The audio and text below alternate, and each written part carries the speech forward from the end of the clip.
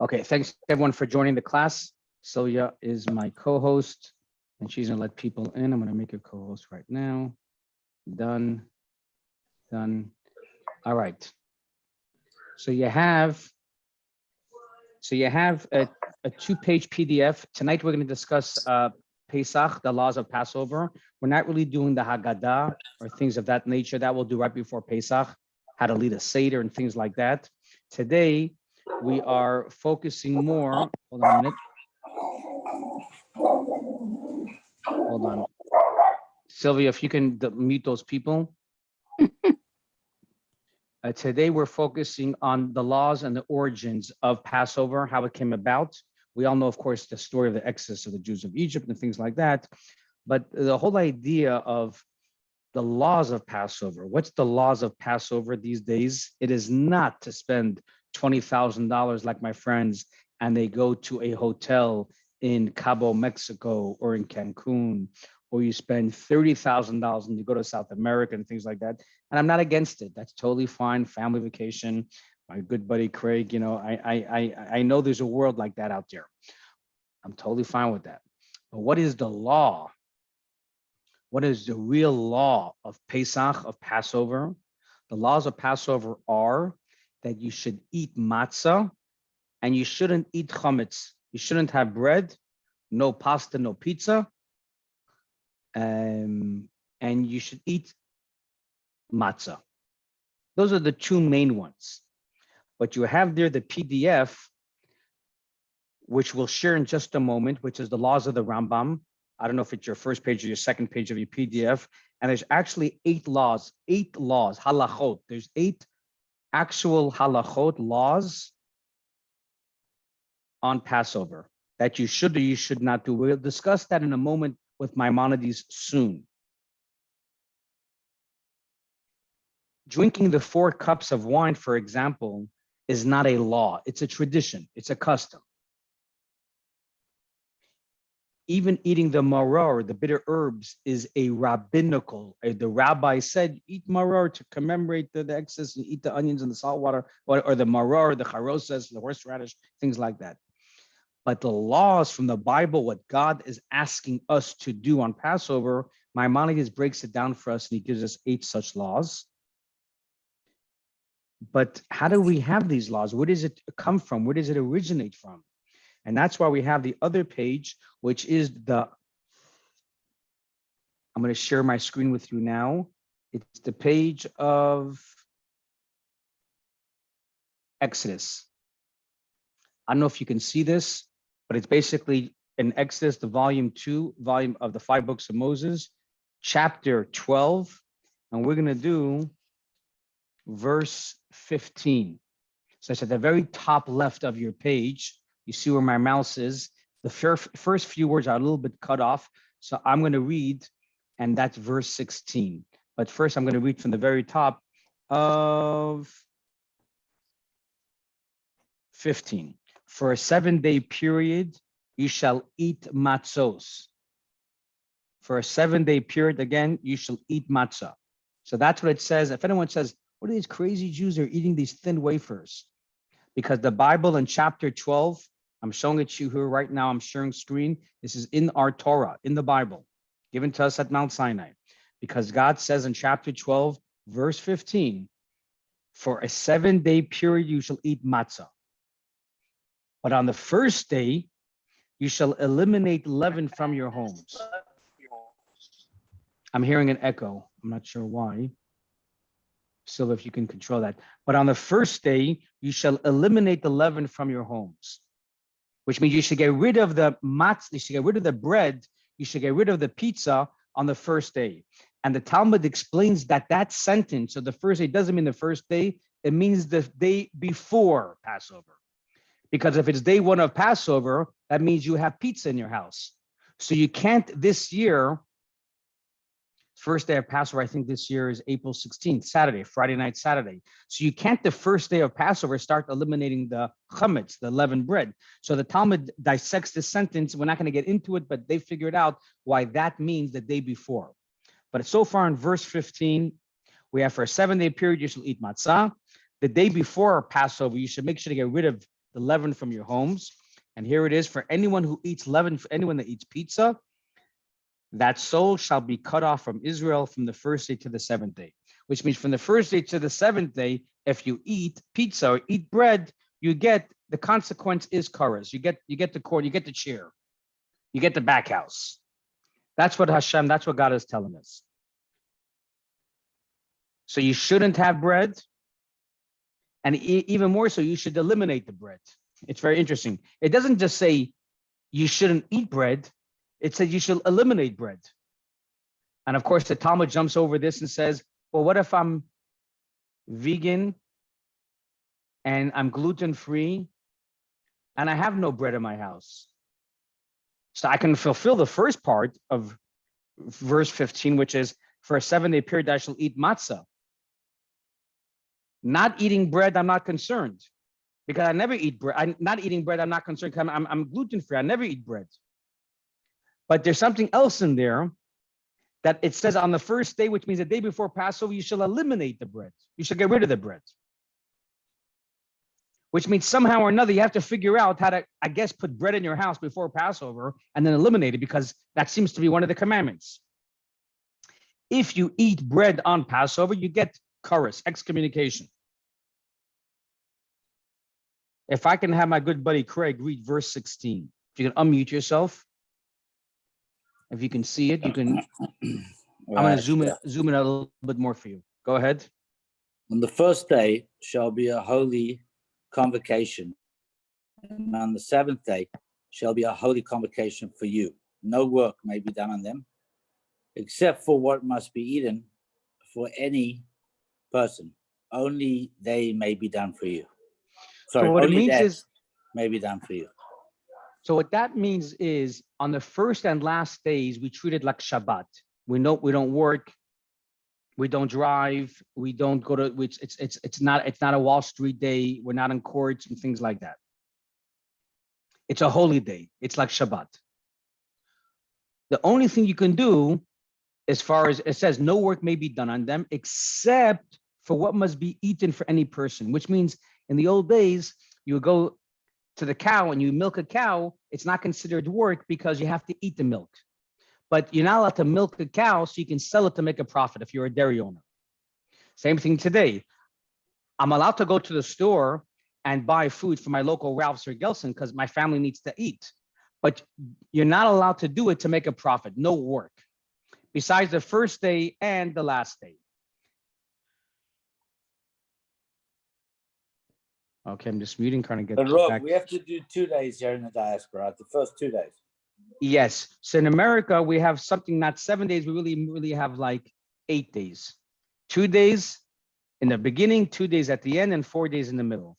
And we've spoken about this in these classes a number of times, why in the Bible and in Israel, there's 7 days, and in America, it's 8 days. I just don't want to go down that path today because time is limited, but you're absolutely right.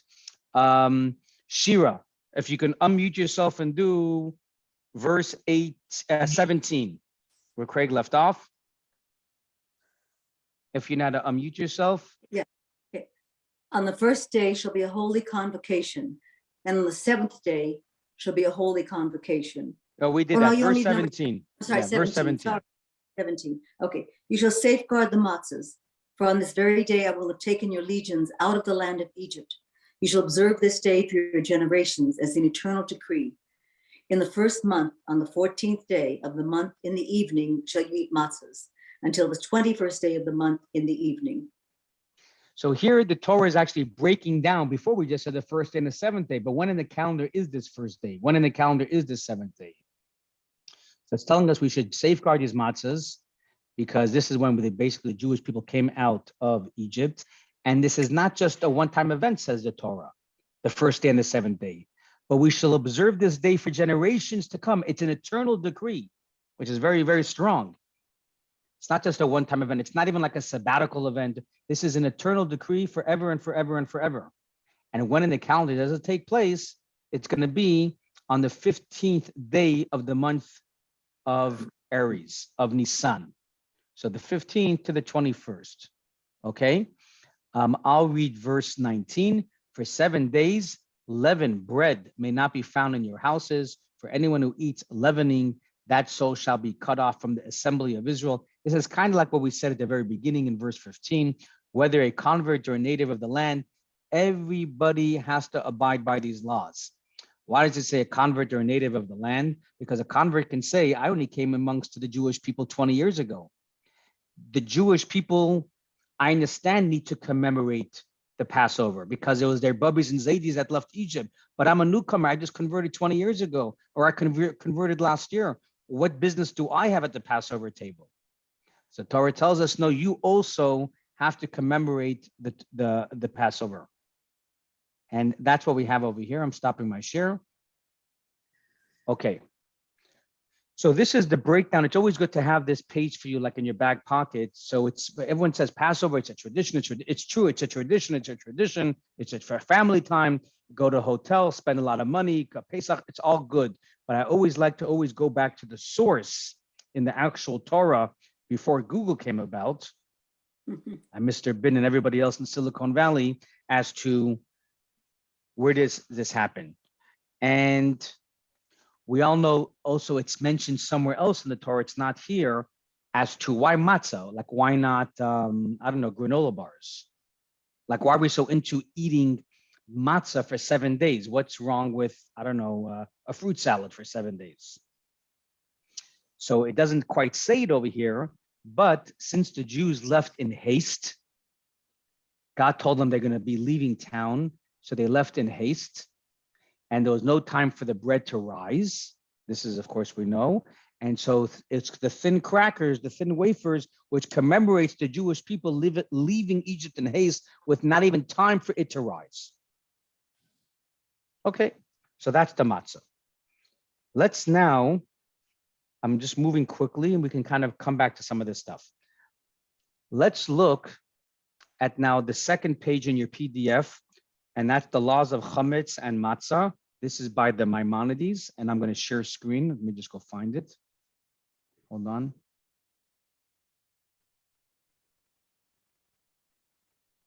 Okay, what you have, the text is a little bit different from mine, but either way, let's see if it matches up.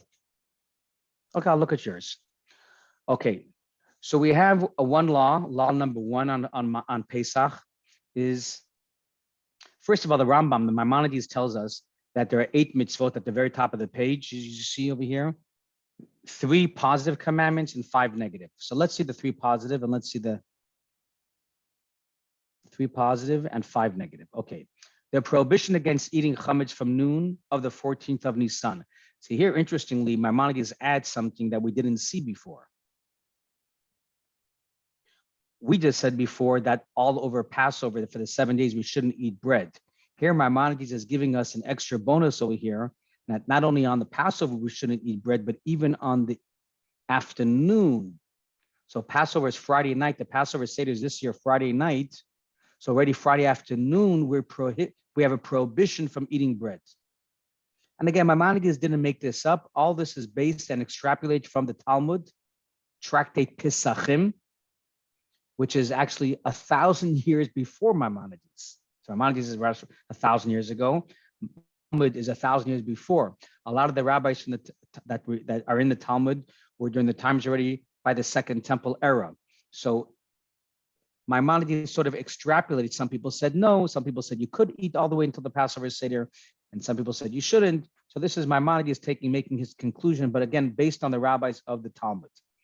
Second commandment, the commandment to destroy all chametz from the 14th of Nisan. And if you remember, I brought this up before about the gluten-free, vegan-free, and everything else free individual who doesn't have chametz, who doesn't have bread in our house. Now, in our case, we like pasta in the Schwartz family. We like pizza and mushrooms and olives and everything else. But there are some families that zero. They're not eating anything. Yet, we still have a commandment that we need to destroy the chametz before Passover, which is a bit difficult for the gluten-free individual because he has no chametz. He has no bread in his house. But we're still telling him, if you want to fulfill all 8 biblical commandments, as we mentioned before in verse 15, which I read at the beginning, it says to eliminate the chametz. So even if you don't have chametz, you actually have to put chametz in your house. And today we have a custom that we go around with 10 pieces and we put it in our house. So for example, in my house, we already cleaned the house of chametz of bread 2 weeks before Passover. So there's nothing really to check. I already finished cleaning out the house of chametz. Yet because we have this commandment of eliminating and destroying chametz before Passover, we have a commandment to take 10 pieces of bread, we scatter it around the house, and then we go around the night before Pesach, which this year would be Thursday night. We collect it, we find it, and then Friday morning before the afternoon, we actually destroy it. In our next class, in I guess 2-3 weeks from now, we're going to discuss the Kabbalistic dimension of the chametz and why it comes into play a little bit more, and it's a bit more pronounced in regards to destroying and eliminating the chametz. When we look at things more about a Kabbalistic, Hasidic approach, but right now we're just doing text law, the laws, the rules and regulations, and that's what we have over here. So we covered 2 laws: the prohibition against eating bread from Friday afternoon already before Passover, against eating chametz for 7 days. This is clear from the Bible. Number 4, the prohibition against eating mixtures of chametz for 7 days. Now, this is interesting, the mixtures of chametz. So everyone can agree bread is leavened bread. But to tell a guy like Craig Sims not to have beer, which is 95% water and 5% barley, so that seems a bit unfair. To tell somebody that even a little bit of pasta in my chicken soup, right? My kids like chicken soup with a little pasta inside. That's also no good, because that's called a mixture of chametz. So not only is chametz prohibitive, but even a mixture. Or I will say this: if let's say by mistake, I'm cooking a chicken soup before Pesach, and my housekeeper knows every Friday afternoon she puts, let's say, pasta in my chicken soup, or she puts some type of bread mixture in my chicken soup, scatters it in the soup to give it a crunch, whatever the case is. Or I'm trying to give a better example. If anyone can give me a better example of a mixture, you can unmute yourself and tell me what's a good example of a mixture of chametz in your food on Pesach. And here Maimonides is telling us it's also prohibited. It's not allowed. Give me a minute as I think about this. I thought beer was a good example, is a good mixture. I think another good mixture would be alcohol. Vodka, which is chametz. If I pour vodka by mistake in my cake, because let's say in my house we have a good rum or something in your cake, in your pastry, you can't take vodka out of the cake. It's already mixed in the batter. So that's called a mixture. I'm talking about kosher for Passover cakes, not made out of it's made out of, let's say, something else like almond flour, coconut flour, something like that, not actual wheat.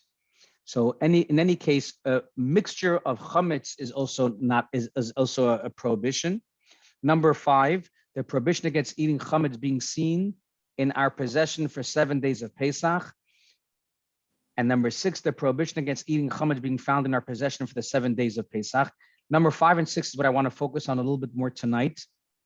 But let me just wrap up 7 and 8. The commandment to eat matzah on the night of Pesach, that's what we all do. And the commandment to relate the story of Exodus from Egypt on that night is that we all do at the Haggadah. Now, just a moment to go to number 7. The commandment to eat matzah on the night of Passover. I thought we already said in the Bible, in the Torah that we just read, that the commandment is all 7 days to eat matzah. Why is Maimonides telling us the commandment is on the night of Pesach, the first night of Pesach? So the way the Talmud interprets this is that when the Torah tells us we should eat matzah for 7 days, it's just giving us a type of food.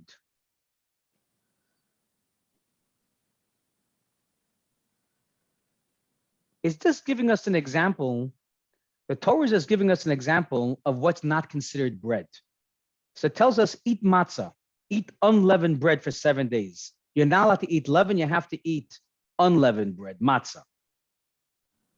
But it doesn't mean that every day you eat matzah, it's a mitzvah. Or it doesn't mean that on the 3rd day of Passover, I'm commanding you to eat matzah. Rather, it's telling you, don't eat leavened bread. I want you to eat unleavened bread.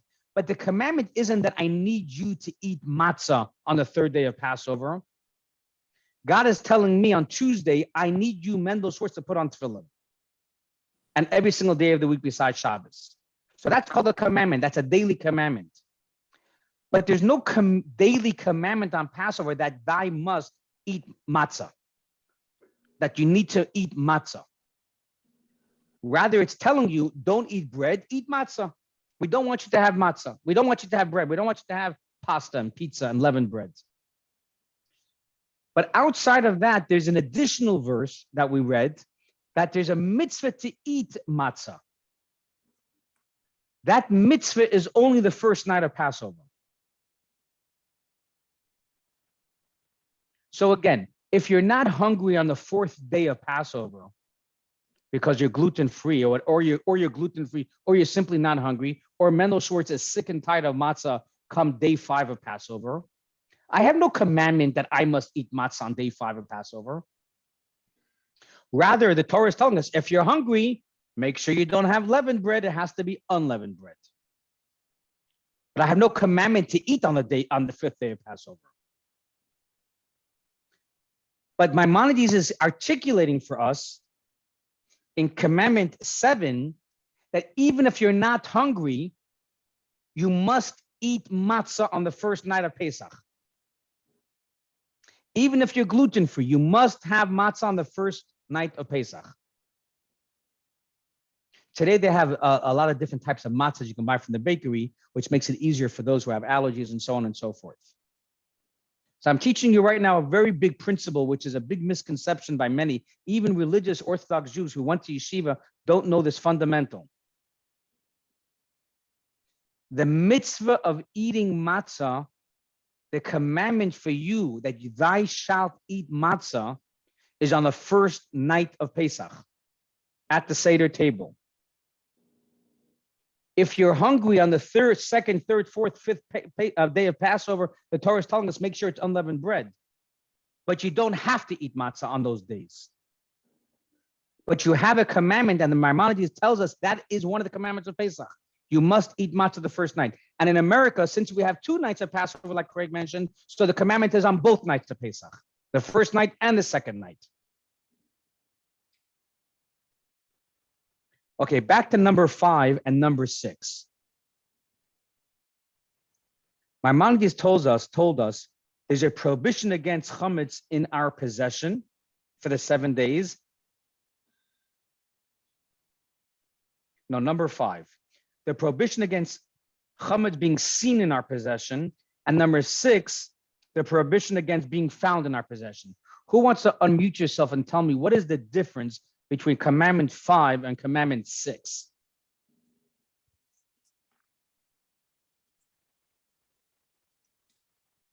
I'm sharing screen so we're all on the same page over here. Commandment 5 says there's a prohibition against chametz being seen in our or in your possession for 7 days. And commandment 6 is the prohibition against chametz being found in your possession for 7 days. What is the difference, I'm asking, between 5 and 6? Dun, dun, dun. I have something I can respond Go to for that. it, please. I think what it's saying is basically the number 6 is reinforcing number 5. What it's really saying is, like, even if you can't see it, like, let's say you decide you want to keep your bread and you hide it somewhere. Oh, very good. Very good. That doesn't count because it's still found within your possession. If it's hidden, beautiful. it's still in your possession. So you've got to completely get rid of it out of your house in order to qualify for that. You nailed it. You nailed it. Fantastic. It's exactly what it is.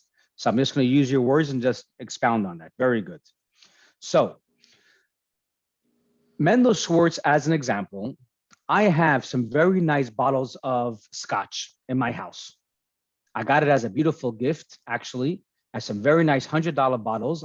And let's just say I don't have, so no one robbed my house, but let's say I had Blue Label Johnny Walker, which is $250, right? Some people even have more than that. Now, God tells me I have to get rid of my chametz before Pesach, because this is called chametz. This is leaven. scotch, there's wheat, there's barley. It's leaven. I got to get rid of it. So if Mendel just wanted to put the bottles in my garage and seal it, or even put a padlock on it, that's what Andre was saying. So now I'm fulfilling commandment 5. I can't see it. And that's why he adds number 6. It can't be found in your possession. Even if you can't see it, but since it could be found in your possession, that is also a prohibition. And that is what commandment 6 is adding on. Another example, Andre, would be, is if, let's say I'm a working man and I have in my office 11 items like scotch or beer. And let's say I pledge I'm not going to work over Passover. Or for example, like I'm out of town. I'm going to be out of town for a month. And I'm not home for Passover. So I'm for certain not going to see the chametz, the bread, or the scotch in my office.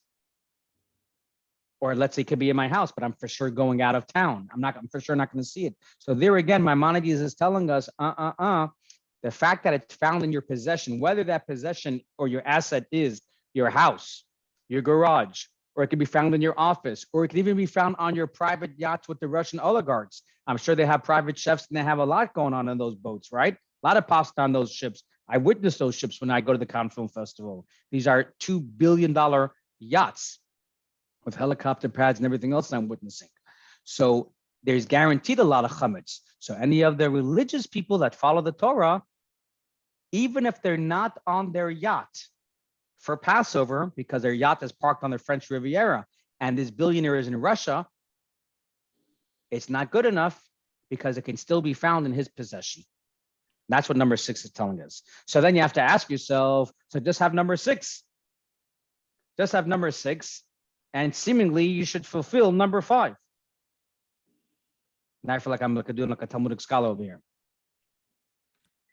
If it's not found in your possession, then you're certainly not going to see it. Can anyone answer that riddle? I'll give you 5 seconds to unmute yourself if you want to try to answer that. Maybe you have to sell it.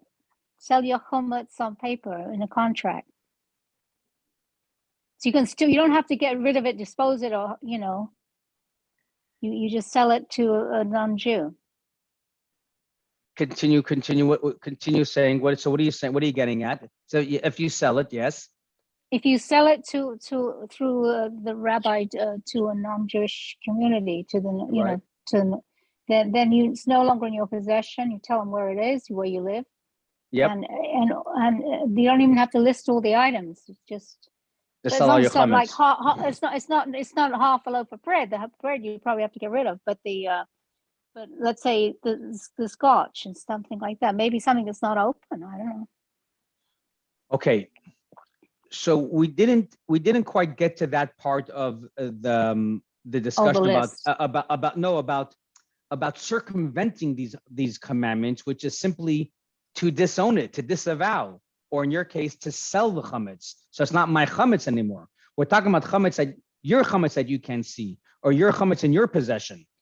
But I'm allowed to go into Ralph's and shop and see bread on the shelves. It's not my chametz. There's no issue with me. I'm allowed to go down the street. I'm allowed to go to Disneyland or Magic Mountain, and people are selling pizza and pasta. It's not my issue. It's incumbent upon me not to have chametz. It's incumbent upon me that I can't see my chametz. It's incumbent upon me that I can't have my chametz in my possession. But what Chai Nathan is saying here, something interesting which could tie into this, is if I sell my chametz before Passover, which is the custom today, and therefore I have no more issues with any of the rules, laws, and regulations that Maimonides and the Talmud and the Torah has on me, Mendel Schwartz, and my family and your family. Like I'm just selling all my chametz. That's like I'm back to my a gluten-free individual. I have no more chametz because I sold it all. It doesn't belong to me. But this is actually interestingly where number 6 and number 5 takes effect. Because if I sell my chametz before Pesach, then I can say that I fulfill commandment 6. Commandment 6 of Maimonides is none of your chametz can be found in your possession. Okay, so I sold my blue label before Passover. So it's not my chametz. It's found in my possession, but it's not my chametz being found in my possession. That's what you do when you sell your chametz before Passover. However, if I can still see that blue label, even if it's not mine, but since it's in my possession, it's a prohibition. Oh. So again, number 6 alone is good, but it's not, you still need number 5 of commandment 5. Why? Because number 6 is telling us, I can't have my chametz in my possession. Great, I'm selling my chametz. But if that's all we had, that means that in my house, Mendel Schwartz would have my blue label behind me on the shelves. And I can say, it's not my chametz, I did good. It's not in my possession. It's not my chametz in my possession. That's why we have number 5 that tells us, we don't want you to see your chametz in your possession. Now, the truth is, it's not my chametz, but since it's in my house, I have responsibility over it. And thus, we tell all religious people who sell their chametz before Pesach, or even not religious people, but if you sell your chametz before Pesach, you cannot absolve yourself from getting rid of your chametz. I can't have scotch and beer and pizza all over my house and say it's not my chametz because I sold it.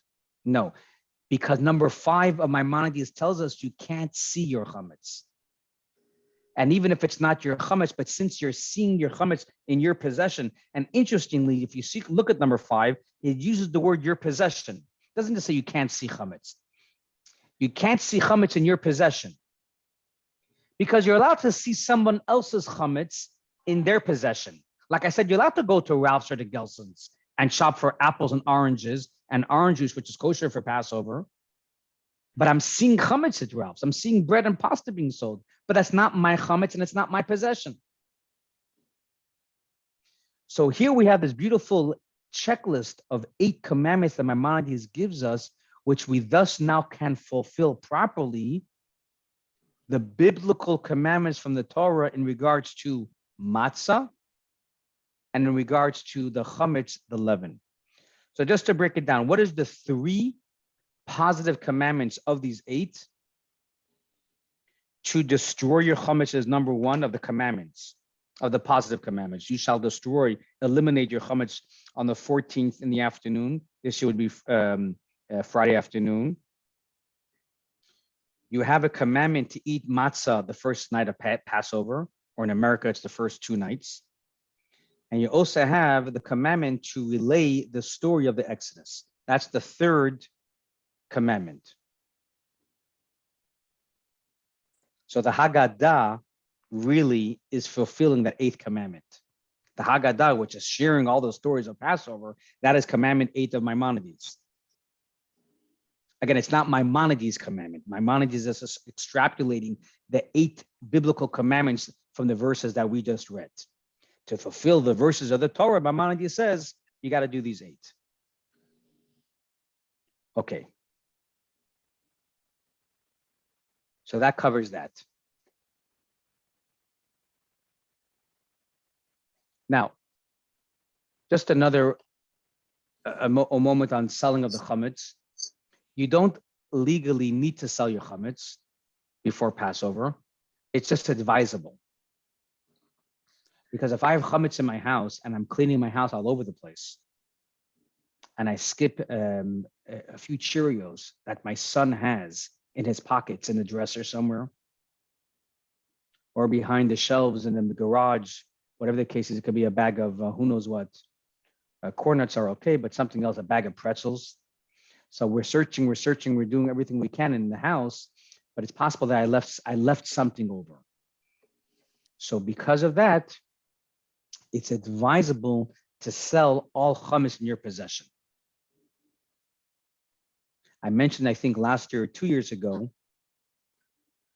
that it came about in Australia, a very interesting case where all the rabbis of the different synagogues in Australia have, of course, community members, and those community members fill out a piece of paper like I do, and they say, I, Mendel Schwartz, hereby declare all my chametz null and void, and anything that's intact, I'm selling it. I'm selling it to the rabbi. Give me 1 minute. Simi, if I can get a little bit lower there, Simi, I'm giving a class right now. Okay, the kids are still up at 8:07 p.m. What can you do? So, and all the rabbis then take, let's say on average, they have 100, 200 community members. They take that dossier or that folder of 200, a bill of sale that everyone is selling their chametz, and they took it to Rabbi Groner. So you have now a few hundred rabbis from Australia are taking their folder and they take it to Rabbi Groner. He already passed away. This was a few years ago. And he is the chief rabbi of Australia, and he sells it properly, all these letters of bills of sale, about thousands and thousands of homes, and he's selling it to, he has a particular non-Jew that he sells it to every year. And he's his guy. We'll call him Ivan or Boris. And it happened to be that one year during the Pesach Seder, Rabbi Groner gets a knock on the door. He's having a Seder with his family, and he gets a knock on the door. The police are opening up, and it turns out that with the police at the front door is this guy, Ivan. And he's drunk like a skunk. And Ivan is screaming at the cops, "What are you doing to me?" And the cops say, "Are you kidding me? You were just robbing the liquor store and you're taking all the bottles and you're drinking bottle after bottle in the liquor store." And Ivan tells Rabbi Groner, "Rabbi, please tell the cops that I'm the owner of that store. Because you sold it to me and I looked in that bill of sale, not only people in their houses are selling, but also the contents in their offices and in the workplace they're selling." Obviously, a religious Jew can't be an owner of thousands of bottles of liquor in a liquor store. So he sold it to this guy, Ivan. And Ivan now rightfully is claiming that the liquor belongs to me. And that's why he's drunk like a skunk. And the cops say, "Rabbi, does the store belong to Ivan or not?" And the rabbi couldn't just wave off the cops. He couldn't say, no, it belongs to the Jew. Arrest Ivan. He had to be careful, because if he says it belongs to the Jew, then the Jew is transgressing a biblical prohibition of not owning or not possessing chametz in your possession. And of course, he didn't want to say belongs to Ivan, because then who knows what, So it was very tricky. But I'm just saying that the bill of sale is a very important feature. It's a real sale. I actually hear a few years ago, I went to a rabbi and I told him, he asked me, "Do you sell your chametz yet, Mendel, already?" I said, "Of course." I went online, I did the link and I sold it. And he says, no. He says, "A rabbi should do it properly." So I said, "What do you mean properly?" He says, "You should come with me and you should sign the paperwork and you should make a kinyan and you should make an acquisition. I have to give you money. You give them." It's a real sale. It's not monkey business, because we really, really want people to have a real transfer sale. I'm just giving you some of that background, but of course I recommend you just go to chabad.org. I will send out links eventually in upcoming emails.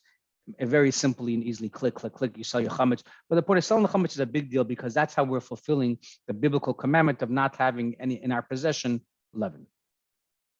Just a few more halachot I want to mention over here.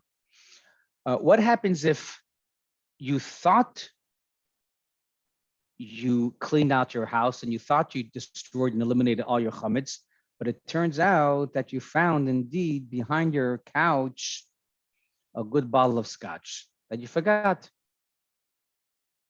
Or under my bed, don't tell anybody, under my bed I had a nice flask I forgot to get rid of. And you can't say that flask of scotch was in the bill of sale, because it's clear that you left it. It's clear that it wasn't part of my liquor cabinet. So you can't even say, "Oh, it doesn't belong to me, it's fine." No, it does belong to you, because you really didn't sell that flask, which you left under your bed. So now you are the rightful owner of that flask of vodka or scotch on Passover. The law is you have to hide it, you have to cover it, and you have to destroy it after Passover, or destroy it on the intermediate days. You cannot continue to get any benefit or pleasure from that scotch after Passover, because it's like contaminated, so to speak. So you have to destroy it. So if you found it on the first or second day of Passover, when you're not allowed to destroy things, or a bag of pretzels, so you just cover it with a lid or whatever. You put it away. And then when you're allowed to destroy the chametz, like on the intermediate days, the third day of Passover, the fourth day of Passover, then you have to destroy it, because every moment it's in your possession and it's not being destroyed, you are transgressing being an owner of these bags of pretzels. Again, we're talking about things that you forgot, because all my pastries or cookies or crackers in my cabinet, it's very clear that when I'm selling my chametz in my house to the non-Jew, I'm selling that. We're talking about things that you sort of forgot. Now, there's another thing, just another interesting nuance over here. And that is, according to many commentators in the Talmud, they hold that biblically speaking, this is an interesting insight I'm going to give you. A lot of people don't know this even in the yeshiva. Biblically speaking, I don't even have to sell my chametz. This is sort of, the rabbi said, just cover your angles, like this. Let's just be safe and sound. But from the biblical perspective, if I said in my heart, if Mendel Schwartz said before Passover, any chametz that's found in my possession, I hereby declare null and void, and shall be considered like the dust of the earth, I fulfilled eliminating chametz from my house and from my possession. Again, if I verbally declare, or even if I say it in my heart, that I hereby nullify all chametz in my possession, whether it's the blue label and it's the scotch and it's the crackers and the cookies and the pretzels and the leftover pizza in the freezer and everything else. If I say all this chametz, I hereby declare null and void and shall be considered like the dust of the earth, that is, according to the biblical standard, eliminating chametz from my possession. It's the rabbis in the Talmud that said, I call it a bluff. Because Mendel Schwartz owns a $250 blue label, cannot genuinely convince himself and say that I consider this blue label considered null and void and should be considered like the dust of the earth. The rabbi said, I call it a bluff. So when you're in Russia, or if you're a refugee in Ukraine right now, and you have 3 potatoes, and all you have left is a half a cookie because you're starving to death, or the Jews in the shtetl, and they didn't have blue label, and all they had, like I said, was 3 potatoes. So if a religious Jew before Passover says, any chametz in my possession I consider null and void, any black bread, stale, that's found in my possession I consider null and void. So according to the biblical standard, it's good. I eliminated the bread from my possession. I'm ready for Passover. But today, in 2022, this already started a few hundred years ago, the rabbi said, I call it a bluff. Because there's many Jews who don't live in the shtetl. They live in Germany, or they live in Iraq, like where Maimonides lived, or where Nachmanides lived in Spain. And those Jews were wealthy Jews. And they were not living on 3 potatoes like the refugees in Ukraine right now, or in the shtetl 100 years ago. But they had expensive foods in their house. They had butlers, they had waiters. So the rabbi said, you can't honestly convince me, or even convince yourself, that all the chametz in your house you're going to say is considered null and void and like the dust of the earth. That's not true. Because all you're thinking about is that blue label right after Passover, and you can't wait to get back to your liquor cabinet. Or you can't wait to hit the pizza in the freezer. And that's why the rabbi said, even though biblically speaking, it may be considered null and void because you made a verbal oath, but the rabbi said, we want to cover our angles and we're going to make this bill of sale. We're going to actually make you burn the chametz. And that's why we don't just have a verbal declaration, but we actually go and we actually burn the chametz before Passover. And if you're not going to burn all the chametz, we're at the very least going to make you sell all your chametz. And that's what I do. Because the truth is, I do have some very good, I have some good cookies that stay fresh for 30, 60 days. And I'm not really that interested in burning it. And I'm not interested in just wearing a very good smoky $55 scotch that I just got from Purim for Shalach Manas. I don't want to throw it out, and I don't want to burn it, and I don't want to really give it away. I like it. I'm really looking forward to drinking some of that either before Passover or after Passover. So if I'm not going to burn it, at the very least, I got to sell it to Mr. Ivan or Boris. And then I get to enjoy it after Passover. And now I don't have to throw it in the garbage like the case of finding the flask under your bed, because that was not sold. That is not verbally considered null and void. And that flask, indeed, you have to get rid of. But everything else, you put in one area in your house. Make sure you can't see your blue label, the liquor store, the liquor cabinet, you can't see the liquor over Passover. Even though you sold it and it doesn't belong to you, make sure you can't see it. That's fulfilling Commandment 5 of Maimonides. And that pretty much covers the do's and the don'ts for Passover.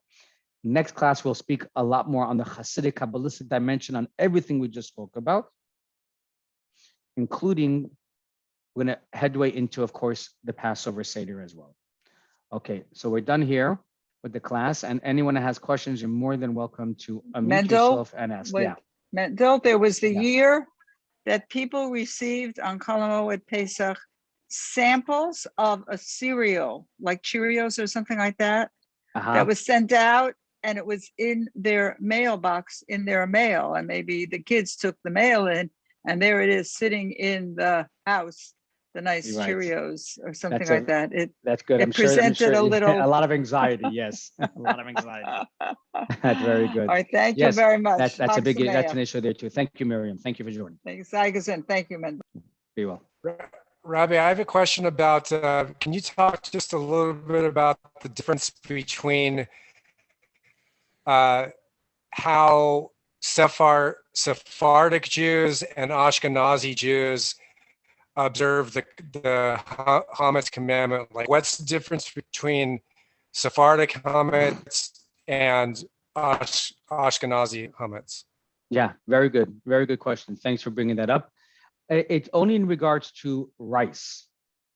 Rice, Ashkenazi Jews consider it leaven. It's like a wheat, even though rice is not really a wheat, but they put it in like the grains in the segments, the levels of grains, of different grains that you're not allowed to eat. So we say no rice for Ashkenazi Jews, which means, unfortunately, I can live with no brown rice and soy sauce, but for sushi, no sushi for 8 days is kind of a tough one, especially when my good Sephardic friends and Moroccan friends are enjoying themselves and dipping it with wasabi and everything else. It's a little tough for us. But that's as far as I know, that's the only thing that is a major difference. It basically stems also with Rav Yosef Cairo. He was the chief codifier of Jewish law, the Shulchan Aruch, and he was a Sephardi. And he said rice is 100% kosher. It's not considered leaven. You don't have to eliminate it. Enjoy it just like you enjoy a cup of water, no problem. But in that same book, there's a commentary on the bottom, and his name is Derama, something of Moshe Islis, I forget his name, but he's the Ashkenazi commentary on the Beis Yosef, on Rabbi Yosef Cairo, and he's the Ashkenazi representative, we'll call him. And he said, rice is considered chametz. Rice is part of the wheat family. And that basically became a stringency on Ashkenazi Jews till this very day. And what's interesting is that the Passover programs around the world, they don't want to lose anybody, any potential clients. So everyone is sort of operating like Ashkenazi tradition. So there's going to be no sushi and no rice at any of these Passover high-end programs, because the last thing they want to do is lose any Ashkenazi people. And the Sephardic Jews, they'll come and they'll deprive themselves of basically sushi for those days. But that's as far as I know. Quinoa, by the way, is another one. Quinoa is a very popular food today. And it became a discussion, is quinoa like rice? So if quinoa is like rice, then Ashkenazi Jews cannot have quinoa. And Sephardi Jews could have quinoa the same way they have rice.